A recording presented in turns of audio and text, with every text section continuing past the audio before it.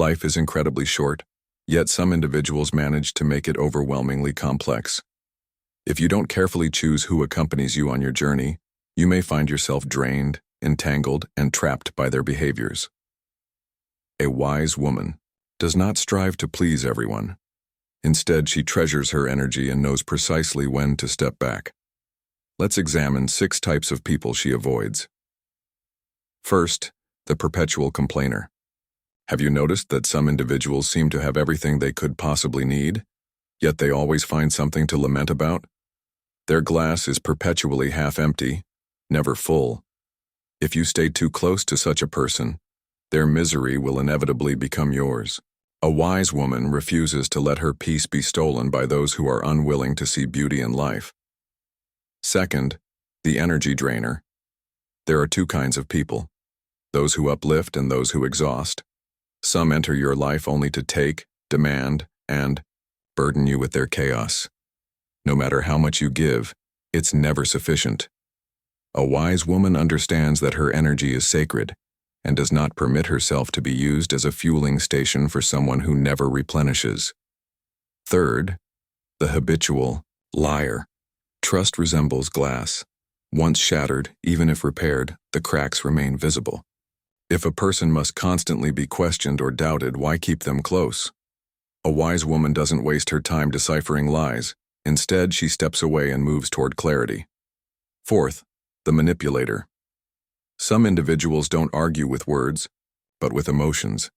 They twist situations to always appear as the victim, perpetually innocent. If you remain near such people, one day you'll find yourself questioning your own reality. A wise woman avoids playing these games because she values her mental well-being too much. Fifth, the envious soul. A snake doesn't bite out of affection. It bites because it cannot tolerate your presence. If someone resents your achievements, they will never genuinely support you.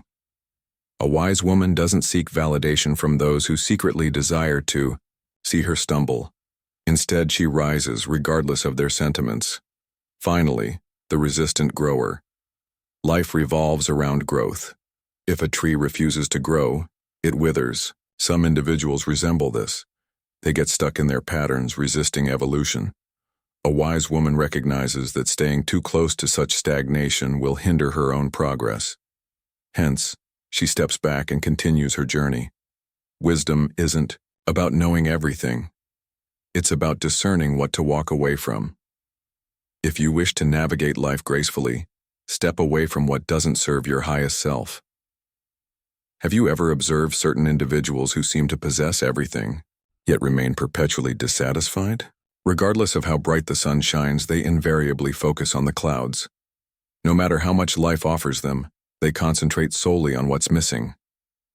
These individuals aren't searching for solutions. They're seeking attention for their discontent. Listen closely. Their complaints aren't aimed at resolving anything. They aren't looking for a path forward, but are instead addicted to the sound of their own dissatisfaction. Offer them advice. They dismiss it. Extend help. They claim it's insufficient. Show them the way. They opt to remain stagnant. The issue isn't the situation itself, but their mindset. Their suffering stems not from life's unfairness, but from their ingrained habit of viewing everything through a lens of scarcity. They complain about work, family, friends, weather, the world. There's no end to their grievances. And if by some miracle one issue resolves, they swiftly find another to replace it. Such individuals drain you not just with their words, but with their energy. Spend enough time around them, and you'll notice heaviness creeping into your own life. The weight of their discontent begins pressing on your shoulders. Even the most joyful person feels exhausted when surrounded by constant complaints. It's not that their problems are insurmountable. Rather, their perspective is narrow. They carry the belief that nothing is ever good enough, and the more you try to lift them, the more they pull you into their endless pit of despair. It's not that life is devoid of difficulties. Everyone faces hardships.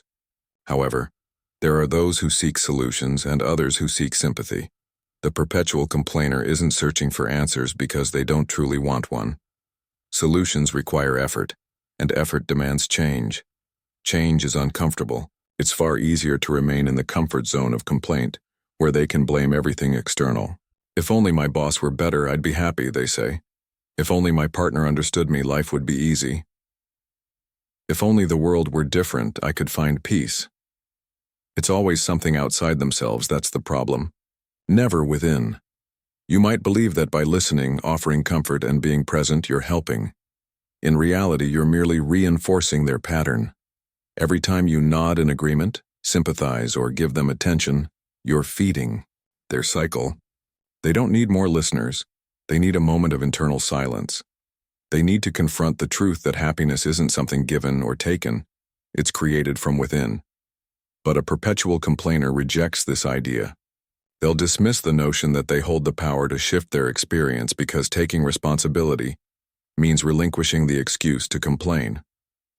They move from person to person, draining one then the next, seeking someone who will listen, agree, and validate their negativity. Yet no amount of listening will ever suffice. Some individuals enter a room and bring light with them. Their presence uplifts, their words energize, and simply being around them makes life feel more promising. Then there are others who, without uttering much, make the atmosphere heavier. Their energy lingers, sapping joy from the space. Nothing specific may be wrong, yet after interacting with them, you feel tired and depleted, as though you've carried a weight that wasn't yours. These individuals aren't always loud or dramatic. Sometimes they don't even complain. They simply have a way of extracting from you without giving anything in return. Conversations with them feel like walking uphill with no end in sight. You offer encouragement. They respond with doubt. You attempt to lighten the mood. They dismiss it with a sigh.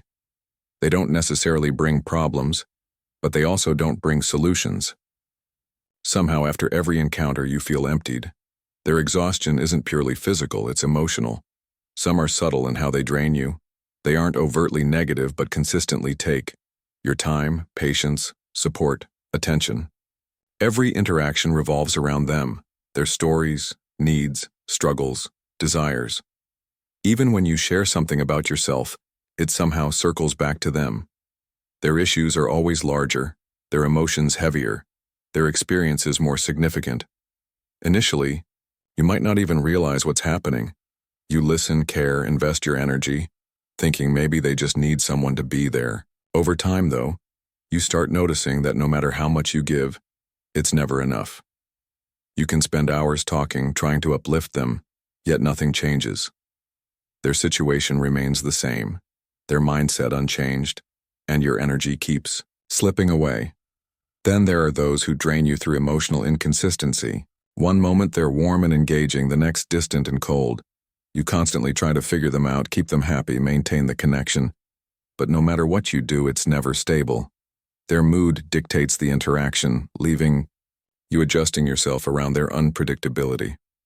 It's a silent exhaustion, one that leaves you wondering why you feel so unsettled in their presence. Some energy drainers are more direct. They always need something, a favor, your time, help, reassurance. Because you care, you keep showing up for them. Over time, though, you realize there's no balance. When you need support, they're nowhere to be found. When you're struggling, they're too busy or distracted.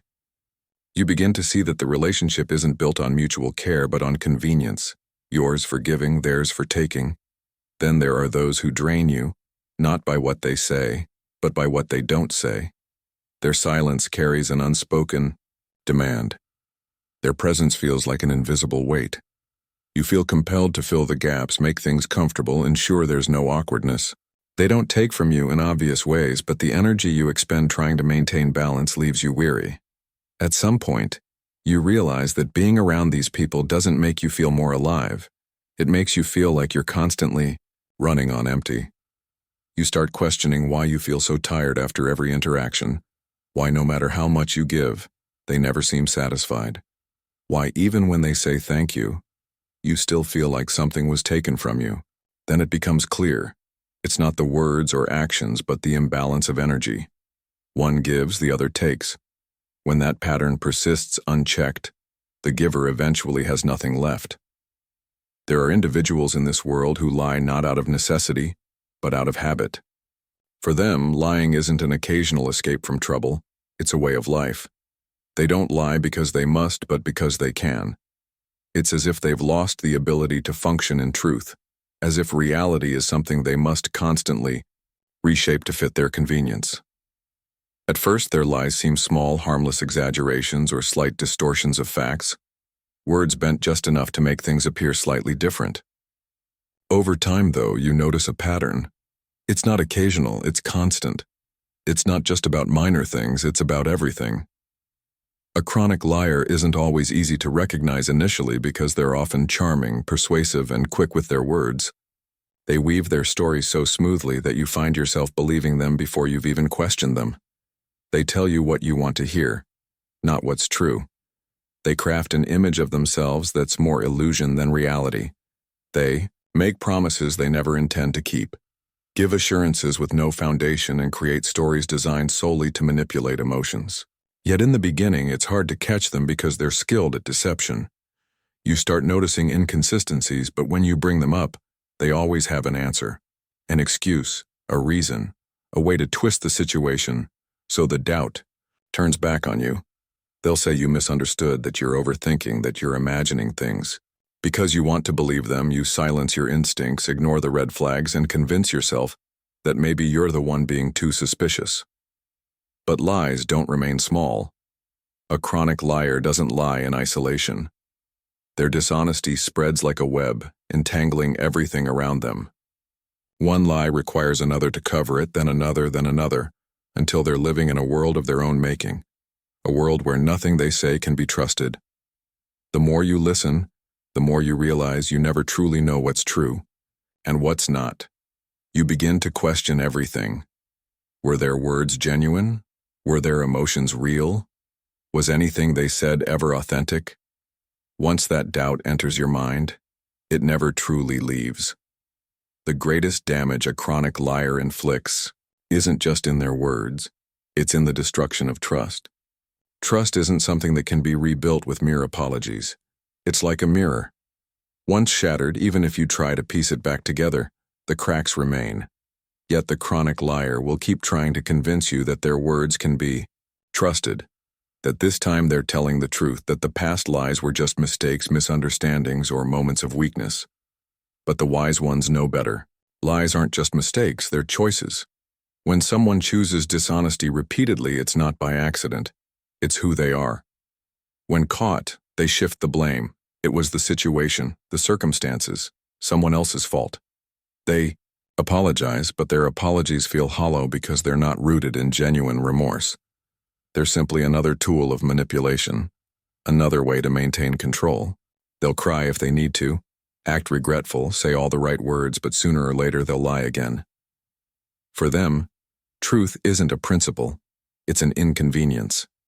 Over time, their lies begin affecting you in ways you never expected. You find yourself questioning your own intuition, doubting your perceptions, wondering if you're the problem, if you're being too harsh, if you're demanding too much by simply expecting honesty. That's the real trick of the chronic liar. They don't just deceive you, they make you deceive yourself. They make you second-guess what you know in your heart to be true. Perhaps the most dangerous part is that a chronic liar doesn't always lie about big things. Sometimes they lie about the smallest details, things that don't even require deception. That's where the real problem begins. If someone can lie about things that don't even necessitate dishonesty, what can they be trusted with? If the truth isn't their default even when there's nothing to lose, how much worse will they be when the stakes are high? The answer is simple. If someone lies when they don't need to, they'll certainly lie when they do. When that happens, the damage they cause is no longer just about words. It's about the erosion of everything real. There are people who don't need to raise their voices to control you. They don't argue loudly or force their will upon you in obvious ways. Instead, they operate subtly, shaping situations to their advantage while making it seem as though it was never their doing. These individuals aren't interested in truth, they're interested in power. Their words are carefully chosen, their actions calculated, and their kindness, when it appears, is often just a tool to keep you under their influence. A manipulator. doesn't control you through strength but through doubt. They create confusion, making you question what's real and what's imagined. When you sense something is wrong and bring it up, they dismiss it, making it seem as if you're overreacting or misplacing your concerns. They twist situations so that even when you catch them in a lie, you find yourself wondering if you misunderstood. Before you realize it, you're caught in their web, defending them to yourself, excusing their behavior, and doubting your own instincts. They know how to play with emotions. If you challenge them, they become the victim. If you express disappointment, they make you feel guilty for feeling that way. If you try to distance yourself, they suddenly show kindness, pulling you back in just enough to prevent you from walking away. They give just enough warmth to keep you attached, just enough approval to make you crave more. Yet the moment they regain control, they pull away again, leaving you grasping for the connection you once felt. They study your weaknesses and use them against you. If you value kindness, they'll accuse you of being unkind whenever you stand up for yourself. If you pride yourself on being understanding, they'll make it seem as if you're being unreasonable whenever you set boundaries. If you value peace, they'll create conflict and then blame you for it, making you feel responsible for restoring harmony. They learn what moves you and use it to ensure that every step you take benefits them in some way. Their manipulation isn't always obvious. Sometimes it comes in the form of deliberate, calculated silence. When you do something they disapprove of, they withdraw, making you feel anxious and wonder what you did wrong. They refuse to communicate, leaving you in a state of unease and forcing you to be the one to make things right, even when you've done nothing wrong. When you finally break and reach out, they respond as if they were never upset in the first place, making you feel foolish for even thinking something was wrong. Other times, their manipulation comes disguised as concern. They offer advice that benefits them more than it benefits you. They claim they only want what's best for you, but somehow, what's best always serves their own interests. They act as though they're guiding, helping, supporting you, but in reality, they're molding you into what they want you to be. They create a version of events that serves their narrative, and without realizing it, you start seeing the world through their lens, their perspective becoming your own. They also use fear, not always in dramatic ways, but in subtle, persistent ways. They plant seeds of doubt in your mind about yourself, others, and your own choices. They make you feel incapable, as if without them, you'll struggle. They make you question whether you're strong enough, smart enough, good enough. Once that doubt takes root, they no longer have to control you. You'll control yourself, staying within the boundaries they've set without them even having to ask. A manipulator never takes full responsibility. If something goes wrong, it's always someone else's fault. If they hurt you, it was unintentional. If they lie, they had no choice. If they break your trust, they turn the blame back on you, making it seem as if your reaction is the real problem. Because they never truly admit their wrongs, nothing ever changes. The cycle repeats over and over until you begin to feel as if you're losing yourself, as if your reality is being shaped by hands that aren't your own. They make you question who you are, make you feel as if you must constantly prove yourself, constantly seek their approval, constantly earn their kindness. Even when you do everything they ask, it's never quite enough. They always leave just enough distance, just enough uncertainty, just enough instability to keep you trying, hoping, waiting for the moment when things will finally feel right. But that moment never truly comes because their power lies in keeping you off balance, keeping you dependent, keeping you within their reach. There are people in this world who cannot celebrate the success of others. No matter how much they have, no matter what life gives them, they're never satisfied unless they're ahead of you. Their happiness isn't in having more, it's in ensuring you have less. They don't wish to see others rise because every step someone else takes forward feels to them like a personal loss. This is the jealous soul. A jealous soul doesn't always announce itself openly. They may smile at you, congratulate you, even pretend to be happy for you. Beneath that surface, however, a storm brews. They don't see your achievements as something to admire. They see them as a threat. If you succeed, it reminds them of where they've failed. If you receive recognition, it makes them feel unseen. If you find happiness, they feel as if something has been taken from them. Their life isn't about their own journey. It's about measuring themselves against everyone else. At first, you may not even notice their jealousy. It starts small, with subtle comments disguised as jokes, little digs at your achievements, backhanded compliments that make you second-guess whether they're truly happy for you. Oh, you got that promotion? Must be nice to have connections. You're lucky, things always seem to work out for you. I don't know how you do it. Some of us actually have to struggle.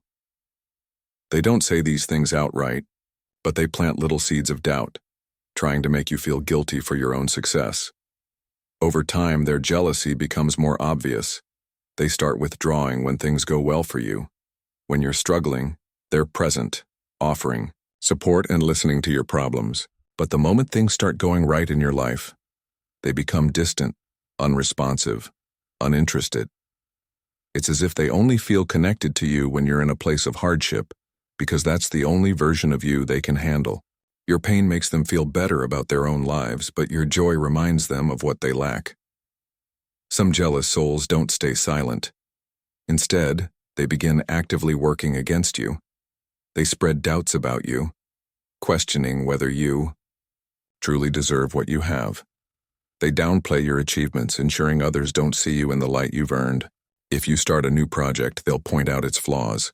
If you receive recognition, they'll say it was just luck. If you're in a happy relationship, they'll suggest it won't last. They don't need to openly sabotage you. They simply need to create enough doubt that you start questioning yourself. A jealous soul is never satisfied. No matter what they achieve, even if they have more than you, they'll still find a reason to be envious. It's not about what they lack. It's about the fact that someone else has something they don't. They could have all the wealth, success, and recognition in the world, but if someone else experiences a moment of happiness, they feel robbed. They measure their worth not by their own progress, but by how much higher they stand in comparison to others. Their jealousy can turn into resentment. At first, they may simply feel bitter in silence. Over time, that bitterness becomes poison. They may start wishing for your downfall, hoping to see cracks in your success, waiting for the moment they can say, "I knew it wouldn't last." And when something does go wrong in your life, they're quick to comfort you, not because they care, but because it reassures them. Your struggles validate their own frustrations. Your failures make them feel less alone in their dissatisfaction. Some jealous souls are close to you, friends, colleagues, even family members, and this makes it harder to see their envy for what it is.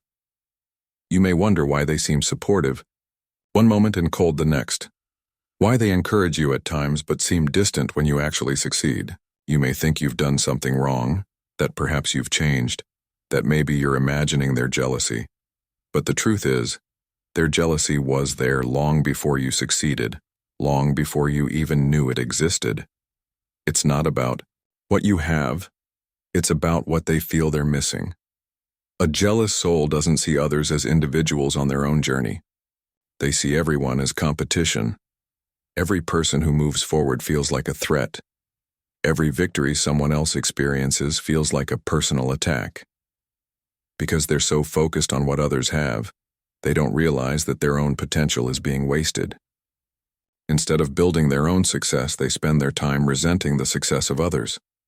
Instead of focusing on what they could create, they focus on tearing down what others have built. In the end, it's not the world that holds them back. It's their own inability to find joy in anything other than superiority. There are people in this world who, no matter how much life pushes them toward growth, resist it with everything they have. They don't lack intelligence or opportunity. What they lack is the willingness to change. No matter how many chances they're given, no matter how much guidance they receive, they remain stagnant. They cling tightly to their old ways, thoughts, and patterns because to grow would mean stepping into the unknown. And for them, that's more terrifying than any hardship they face by staying the same. An unwilling grower isn't necessarily someone who's unhappy. Some live in constant dissatisfaction, yet refuse to do anything about it. Others convince themselves that where they are is enough, that they don't need to improve, that life should change for them instead of the other way around. They complain about their struggles, but when solutions are presented, they dismiss them. They claim they want a better life, but when the path to it is shown, they refuse to walk it. They don't want to do the work. They want things to be different, but don't want to be the ones who must change. You'll notice that they always have an excuse. Every failure is due to something outside their control. Every missed opportunity is someone else's fault. Every hardship they face results from circumstances they claim they couldn't alter. They see themselves as victims of life, trapped in a cycle of their own making, yet unwilling to recognize that they hold the key to their own progress. They believe that life is happening to them, not that they have the power to shape it. Because of this belief, they remain exactly where they are year after year, unchanged.